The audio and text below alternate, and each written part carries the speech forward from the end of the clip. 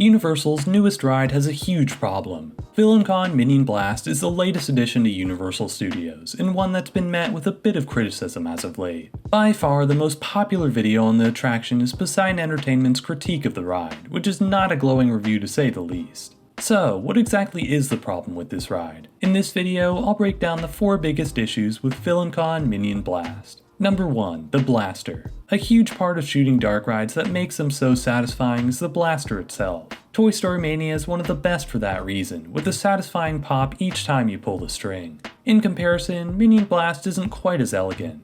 Unlike most shooting dark rides, the blaster itself isn't connected to any ride vehicle, which means you have to carry it on your own. That's where the problems start to arise. This blaster is incredibly bulky. Needing to fit so much tech inside of it, the blaster just ends up becoming a bit unwieldy. When compared to Men in Black, it's so much more difficult to aim your weapon at specific things. Eventually, I began resting it on my chest to help a bit with the weight, which still isn't an ideal solution. What's worse is that some of the tech has been downgraded since it first opened. When I went during technical rehearsals, the blaster would rumble each time you fired. Now, that rumble is gone, removing a great bit of feedback the ride used to provide. If I had to guess, that's due to the battery life of these blasters and needing to keep them charged for the next round of guests. Regardless, it's a bit disappointing to see the workarounds needed for this ride to function making the ride itself worse.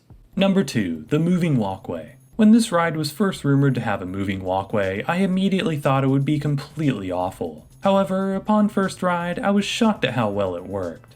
There are some immediately obvious problems though. Having to stand on a ride after you already stood in line is a lot to ask most guests. I didn't find it to be too big of an annoyance, but it's certainly an obstacle for many. However, most of the issues with this ride system become more apparent the more you ride it. Firstly, ride breakdowns are common and extremely strange. When the ride breaks down, the ground stops from under you, which can sometimes put you a bit off balance. After that, a voice comes on the speaker informing guests to stand still and wait for the ride to resume motion. Despite that, nearly every time this happens, the people in front of me usually just walk ahead and exit the ride. I think if the instructions were also put onto the screens, people may be more willing to pay attention, but this may just be inevitable no matter what Universal does. Secondly, the way the walkway twists and turns makes it difficult to turn your body left and right. With the screens often being on both sides of the walkway, you often have to adjust your body in order to aim exactly where you want to shoot.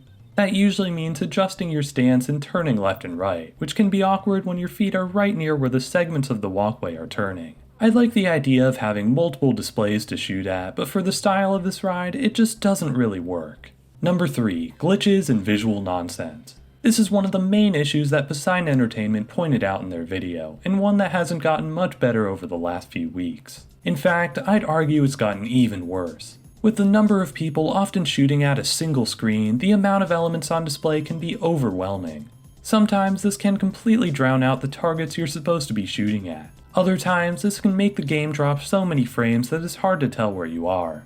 Even apart from all that, I've noticed glitches that seem to be caused by nothing in particular. The first screen, for example, is supposed to show minions running along a conveyor belt in a factory. However, the past few times I've gone, the minions had completely glitched through the ground and were just being rotated over and over again. All of this really makes the ride seem half-baked, which is especially true when it comes to our 4th and final problem. Number 4. Unclear instructions. This, for me, is the worst part of the ride. Compared to nearly every other shooting dark ride I've ever been on, VillainCon Minion Blast is incredibly confusing. Unlike Men in Black, it's unclear what you're meant to be shooting at, and unlike Toy Story Mania, it's unclear what exactly earns you points. The goal seems to be to destroy as much as possible, but with the pure amount of things on screen, it's confusing what your main objective should be. Along with that, there's just a whole bunch of power-ups and abilities and all sorts of stuff that I am completely clueless about. They did recently add a brand new instruction video at the start of the ride, but it honestly still doesn't clear much up. You could say stuff like that is what you're meant to learn as you re-ride and improve your strategies, but it honestly feels like I'm still learning the basics despite having been on this ride around 10 times now. For an annual pass holder like me, I can understand how learning this ride over the course of several visits could improve this issue. But for those who will only go to Universal once, I just can't imagine this ride is very fun. The objective just isn't very clear, nor are the strategies to improve your gameplay. Overall, Minion Blast is a bit of a confusing mess, with a lot of technical issues that really bog down the ride. Even with all those issues though, I wouldn't go as far as to say this is Universal's worst ride. The small elements of physical theming and the amount of effort put into this ride really puts it above attractions like Fast and Furious. Still, I can understand why this ride has gotten mixed reception, and I do think it's one of the weaker rides you can find at Universal Studios. But what do you think? Be sure to tell me in the comments below and subscribe so you don't miss the next video. For more on Minion Blast, be sure to check out my unscripted first impressions of the ride. Thanks so much for watching, and I'll see you all next time.